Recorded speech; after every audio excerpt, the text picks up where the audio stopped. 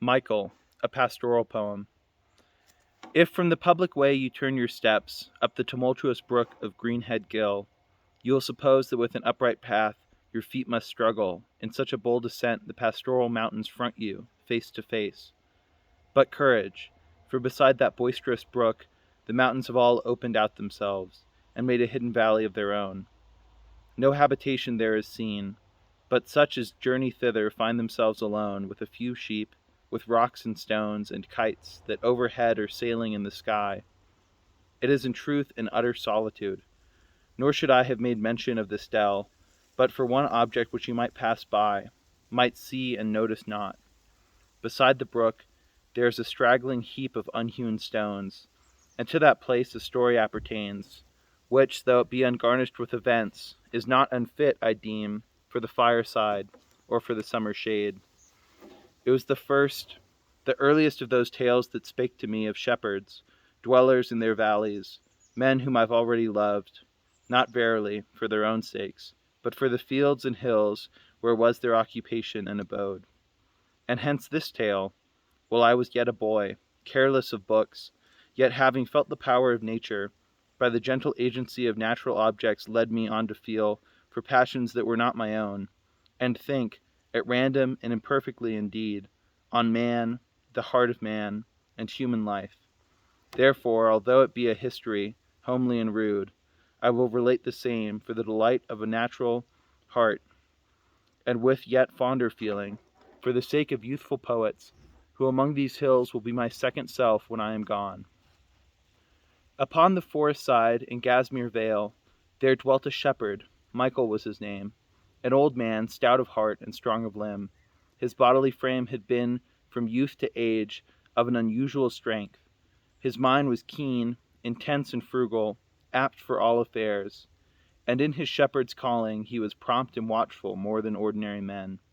Hence he had learned the meaning of all winds, of blasts of every tone, and oftentimes, when others heeded not, he heard the south make subterraneous music, like the noise of bagpipers on distant highland hills. The shepherd, at such warning, of his flock bethought him, and he to himself would say, "The winds are now devising work for me." And truly at all times the storm, that drives the traveler to a shelter, summoned him up to the mountains.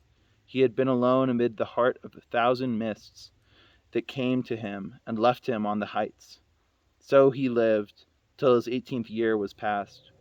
And grossly that man errs who should suppose that the green valleys and the streams of rocks were things indifferent to the shepherd's thoughts.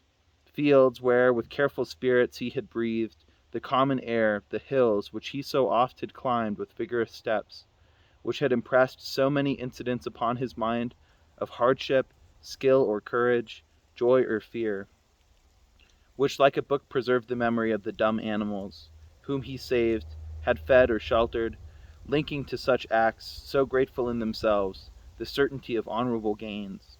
These fields, these hills, which were his living being, even more than his own blood, what could they less? Had laid strong hold on his affections, were to him a pleasurable feeling of blind love, the pleasure which there is in life itself. He had not passed his days in singleness. He had a wife, a comely matron, old though younger than himself full 20 years. She was a woman of a stirring life, whose heart was in her house. 2 wheels she had, of antique form, this large for spinning wool, that small for flax, and if one wheel had rest, it was because the other was at work. The pair had but one inmate in their house, an only child, who had been born to them when Michael, telling over his years, began to deem that he was old, in shepherd's phrase, with one foot in the grave. This only son, with 2 brave sheep-dogs tried in many a storm, the one in the inestimable worth, made all their house. I may truly say that they were, as a proverb in the Vale, for endless industry. When day was gone, and from their occupations out of doors the son and father were come home, even then their labor did not cease, unless when all turned to their cleanly supper board, and there, each with a mess of pottage and skimmed milk, sat round their basket piled with oaten cakes, and their plain home-made cheese. Yet when their meal was ended, Luke, for so the son was named, and his old father, both betook themselves to such convenient work as might employ their hands by the fireside, perhaps to card wool for the housewife's spindle, or repair some injury done to sickle, flail, or scythe, or other implement of house or field. Down from the ceiling by the chimney's edge, which in our ancient uncouth country style did with a huge projection over brow, large space beneath, as dully as the light of day grown dim, the housewife hung a lamp, an aged utensil which had performed service beyond all others of its kind. Early at evening did it burn, and late, surviving comrade of uncounted hours, which going by from year to year had found and left the couple neither gay perhaps nor cheerful, yet with objects and with hopes, living a life of eager industry.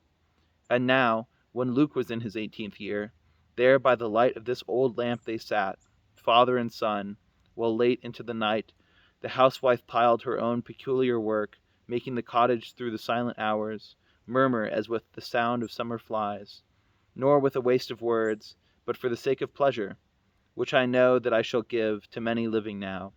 I of this lamp speak thus minutely, for there are no few whose memories will bear witness to my tale. The light was famous in its neighborhood, and was a public symbol of the life the thrifty pair had lived, for, as it chanced, their cottage on a plot of rising ground stood single, with large prospect, north and south, high into Easdale, up to Dunmall Raise, and westward to the village near the lake. And for this constant light so regular, and so far seen, the house itself by all who dwelt within the limits of the vale, both old and young, was named the Evening Star. Thus living on through such a length of years, the shepherd, if he loved himself, must needs have loved his helpmate. But to Michael's heart, this son of his old age was yet more dear. Effects which might perhaps have been produced by that instinctive tenderness, the same blind spirit which in the blood of all, or that a child, more than all other gifts, brings hope with it, and forward-looking thoughts and stirrings of inquietude, when they by tendency of nature needs must fail. From such and other causes, so the thought of the old man and his son was now the dearest object that he knew on earth. Exceeding was the love he bare to him, his heart and his heart's joy, for oftentimes old Michael, while he was a babe in arms, had done him female service, not alone for dalliance and delight, as is the use of fathers, but with patient mind and force to acts of tenderness, and he had rocked his cradle with a woman's gentle hand. And in a later time, ere yet the boy had put on boy's attire, did Michael love, albeit of a stern, unbending mind, to have the young one in his sight, when he had work by his own door, or when he sat with his shepherds before him on his shepherd's stool, beneath that large oak, which near their door stood, and from its enormous breadth of shade, chosen from the shearer's covert of the sun, thence in our rustic dialect was called the clipping tree, a name which yet it bears. There, while the two were sitting in the shade, with others around them, earnest all and blithe, would Michael exercise his heart with looks of fond correction and reproof bestowed upon the child, if he disturbed the sheep by catching at their legs, or with the shouts he scared them, while they lay beneath the shears. And when by heaven's good grace the boy grew up a healthy lad, and carried in his cheek 2 steady roses that were 5 years old, then Michael from a winter coppice cut, with his own hand, a sapling, which he hooped with iron, making it throughout all due requisites a perfect shepherd's staff, and gave it to the boy, wherewith equipped he was a watchman oftentimes, and placed at gate or gap, to stem or turn the flock, and to his office prematurely called, there stood the urchin, as you will divine, something between a hindrance and a help, and for this cause not always, I believe, receiving from his father's hire or praise. Through naught was left undone, which staff or voice or looks, or threatening gestures could perform, but soon as Luke was full 10 years old, could stand against the mountain blasts, and to their height not fearing toil, nor length of weary ways, he with his fathers daily went, and they were as companions. Why should I relate the objects which the shepherd loved before were dearer now? That from the boy there came feelings and emulations, things which were light to the sun and music to the wind, and that the old man's heart seemed born again. Thus in his father's sight the boy grew up, and now, when he had reached his 18th year, he was his comfort and his daily hope. While in the fashion which I have described, this simple household thus were living on from day to day, to Michael's ear there came distressful things. Long before the time of which I speak, the shepherd had been bound in surety for his brother's son, a man of an industrious life and ample means, but unforeseen misfortunes suddenly had pressed upon him, and old Michael now was summoned to discharge the fortitude of grievous penalty, but little less than half his substance. This unlooked-for claim at the biggest hearing, for a moment took more hope out of his man's life than he supposed that any old man could have lost. As soon as he gathered so much strength that he could look his trouble in the face, it seemed that his sole refuge was to sell a portion of his patrimonial fields. Such was his first resolve. He thought again, and his heart failed him. Isabel, said he, 2 evenings after he hears the news, I have heard more than 70 years, and in open sunshine of God's love have we all lived. Yet if these fields of ours should pass into a stranger's hand, I think that I could not lie quiet in my grave. Our lot is a hard lot. The sun itself has scarcely been more delight than I, and I have lived to be a fool at last to my own family. An evil man that was, and made an evil choice if he were false to us, and if he were not false, there are 10,000 to whom loss like this has been no sorrow. I forgive him, but 'twere better to be dumb than talk of this. When I began, my purpose was to speak of remedies and of a cheerful hope. Our Luke shall leave us, Isabel. The land free shall not go from us. It shall be free. He shall possess it, free as the wind that passes over it. We have, thou knowest, another kinsman. He will be our friend in this distress. He is a prosperous man, thriving in trade, and Luke to him shall go, and with his kinsman help his own thrift. He quietly will repair the loss, and then may come again to us. If here he stay, what can be done? Where every man is poor, what can be gained? And this, the old man paused, and Isabel sat silent, for his mind was busy, looking back into past times. There's Richard Bateman, thought she to herself. He was a parish boy. At the church door they made a gathering for him, shillings, pence, and halfpennies, where the neighbors bought a basket, and they filled it with peddlers' wares. And with this basket on his arm the lad went up to London, found a master there, who out of many chose the trusty boy to go and overlook his merchandise beyond the seas, where he grew wondrously rich, and life estates and moneys to the poor, and at his birthplace built a chapel, floored with marble, which he sent from foreign lands. These thoughts and others of the like sort passed quickly through the mind of Isabel as her face brightened. The old man was glad, and thus resumed, Well, Isabel, this scheme these 2 days has been meat and drink to me. Far more than we have lost is left us yet. We have enough. I wish indeed that I were younger, but this hope is a good hope. Make ready Luke's best garments, of the best buy for him more, and let us send forth tomorrow, or the next day, or tonight. If he could go, the boy should go tonight. Here Michael ceased, and to the fields went forth with a light heart. The housewife for 5 days was restless, and night, and all day long wrought on her best fingers to prepare things needed for her son's journey. But Isabel was glad when Sunday came, to stop her in her work. When she lay by Michael's side, she, for the 2 nights last, heard him, how he troubled his sleep, and when they rose at morning she could see that all his hopes were gone. That day at noon, she said to Luke, while they were 2 by themselves, were sitting in the door, Thou must not go. We have no other child but thee to lose, none to remember. Do not go away, for if thou leave, thy father will die. The lad made answer in a jocund voice, and Isabel, when she had toiled her fears, recovered her heart. That evening her best fare she did bring forth, and all together sat, like happy people around a Christmas fire. Next morning Isabel returned her work, and all the ensuing week the house appeared as cheerful as a grove in spring. At length the expected letter from the kinsman came, with kind assurances that he would do his utmost to the welfare of the boy, to which requests were added that forthwith he might be sent. 10 times or more the letter was read over. Isabel went forth to show it to the neighbors round, nor was there a time in England land a prouder heart than Luke's. When Isabel had to her house returned, the old man said, He shall depart tomorrow. To this word the housewife answered, talking much of things, which, if at short notice he should go, would surely be forgotten. But at length she gave consent, and Michael was at ease. Near the tumultuous brook of Greenhead Gill, in that deep valley Michael had designed to build a sheepfold, and, for he heard the tidings of his melancholy loss, for this same purpose he had gathered a heap of stones, which close to the brookside lay thrown together, ready for work. With Luke that evening thither he walked, and soon as they reached the place he stooped, and thus the old man spake to him, My son, tomorrow thou wilt leave me. With heart full I look upon thee, for thou art the same that were to promise to my heir thy birth, and all thy life hast been my daily joy. I will relate to thee some little part of our two histories.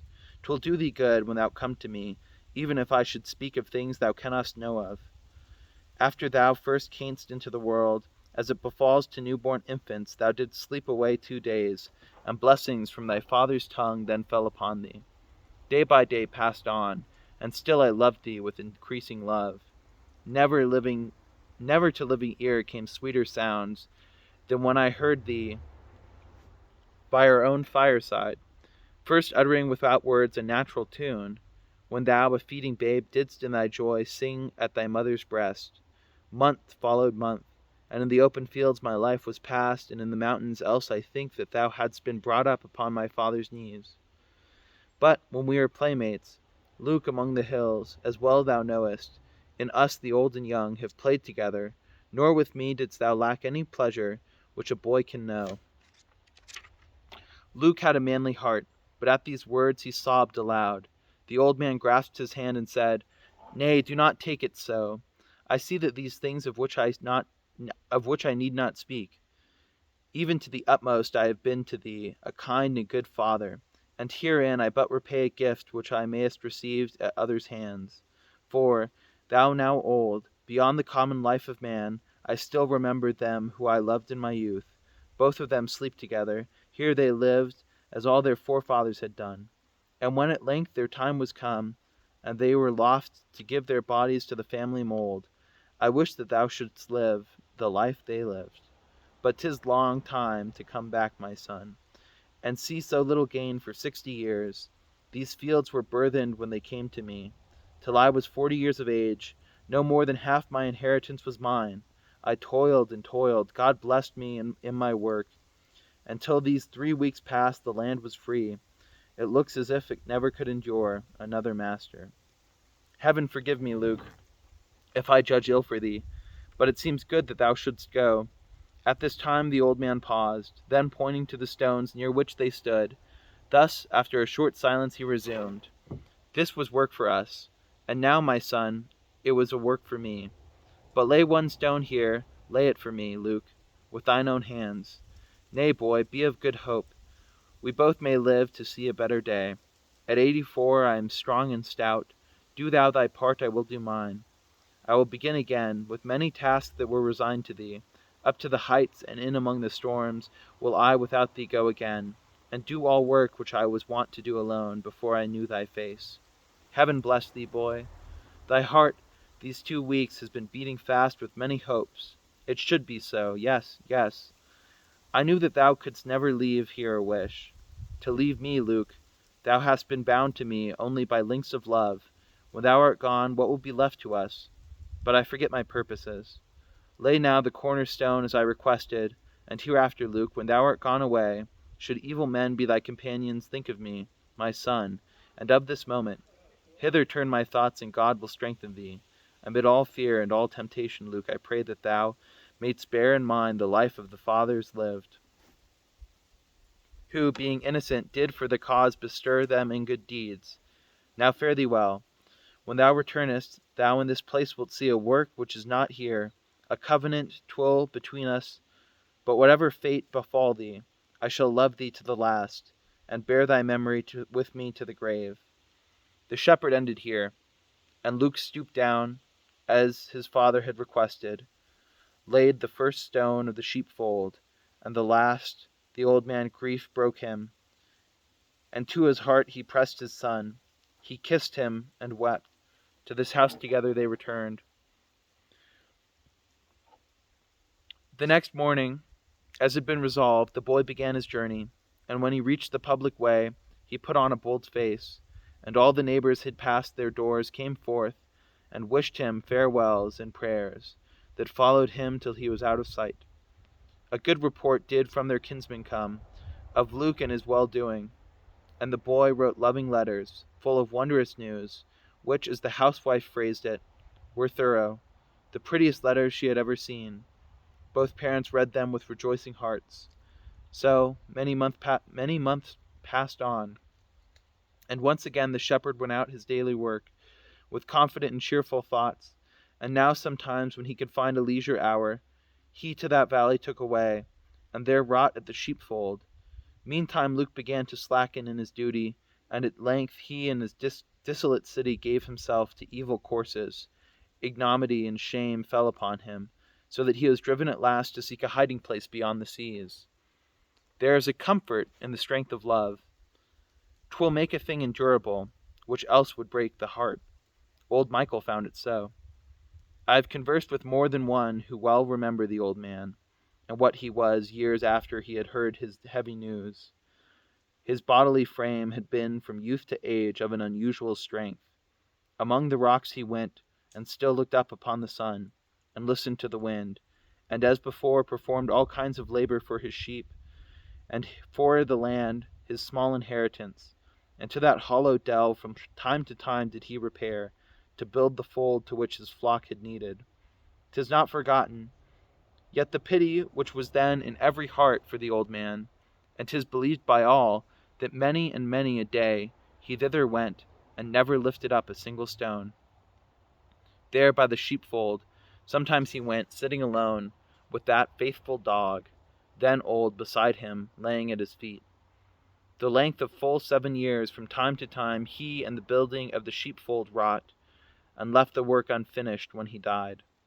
3 years or a little more later, did Isabel survive her husband. At her death the estate was sold, and went into strangers' hands. The cottage, which was named the Evening Star, is gone.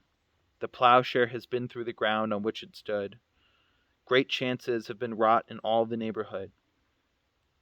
Yet the oak is left that grew beside their door, and the remains of the unfinished sheepfold may be seen beside the boisterous brook of Greenhead Gill.